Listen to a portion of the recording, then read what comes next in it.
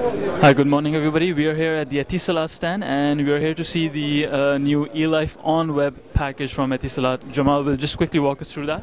Okay, let me show you eLife On Web. Right now we're demonstrating availability on the LG Smart Upgrader. That was actually launched at the Jitech Shopper yesterday.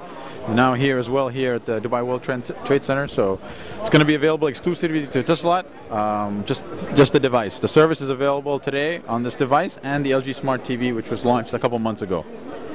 As you can see on the premium screen, see the eLife On Web button. If you select that, it loads up our new over-the-top service. So it is on-demand content right now. It's niche content, and the key to this is it's delivered over broadband. So it doesn't matter where you live at this moment. You could be living in a Etisalat area or a DU area. You can still access the service as long as you have a broadband connection.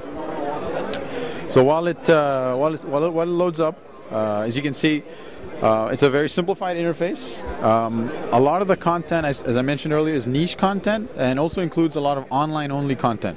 So this is not to compete with traditional TV or traditional pay TV offering.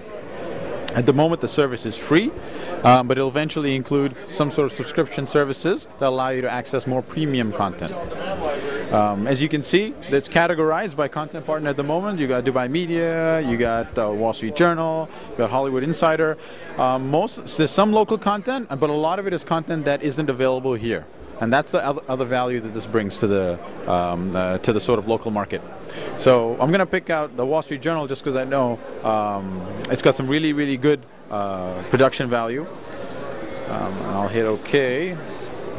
These are channels customized for the On-Web Etisalat service, or? Correct. Correct.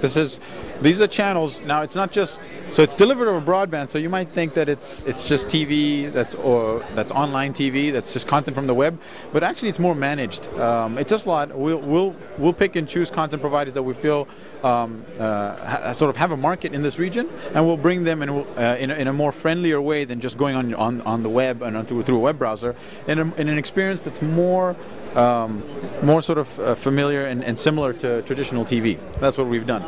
As you can see here, once you enter the content provider's sort of view, you can see it's the Wall Street Journal. You can see the videos automatically start playing. You get an idea of the connection quality. You can go full screen. You can add to favorites, and you get a playlist on the right-hand side. This is the sort of traditional web-based experience, and we're constantly evolving this UI. And you'll see that there'll be a refresh happening actually in a month's time, which will really converge the experience a lot more.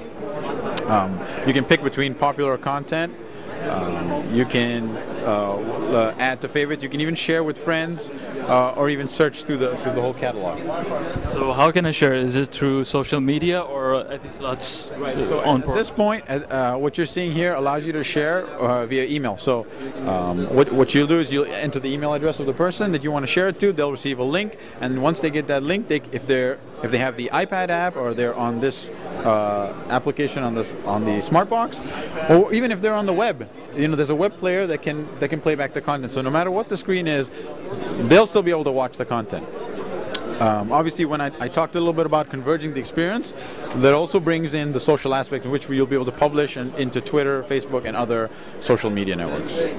And in the future, are you going to be concentrating on entertainment more? The type of channels that are going to be available. So we're looking for obviously a good diversity of channels. We'll have entertainment. We'll have a lot of the catch-up TV channels. So if you're sort of a fan of the local shows that are on the local networks here, we also have their content on catch-up, because a lot of times they have their own online presence and they publish their videos online. We take those, bring it into our system, and make it available to our users as well. Again, growing from that, we're going to add variety content, sports, again, a lot of niche content, a lot of localized content that's relevant to this part of the world. Again, you said that this the UI will sort of go and overhaul in a month's time. Yeah, it's gonna get a lot more converged. The experience is gonna be one where you can discover new content a lot more easier, and you'll be able to add that sort of interactivity and the social aspect, which will, for us, is going to be huge in getting the service to spread. It's under the eLife name, but it's on web, and people people should start to take notice of the differences between this and our traditional TV service. And moving further ahead, we are going to see the whole model be, I mean, the basic package at least be free for all. Absolutely. So it's going to be free for a certain amount of time. I'm thinking a year. But at the same time, we're always going to have a free offering. There's always going to be free offering, and then you're going to have, you're probably going to have like a flat, bundle package where you can watch a bunch of premium content. You just pay every month and you get to watch that. But at the same time, you could see things where content providers themselves want to make what they call high production value content available as its own subscription. You'll see things like that where it might be a specific show subscription, not just a bundle of content. And then of course you're going to have your movies that you can watch for one time. You pay once, you can watch for 24 hours, and often known in the industry as transactional sort of VOD.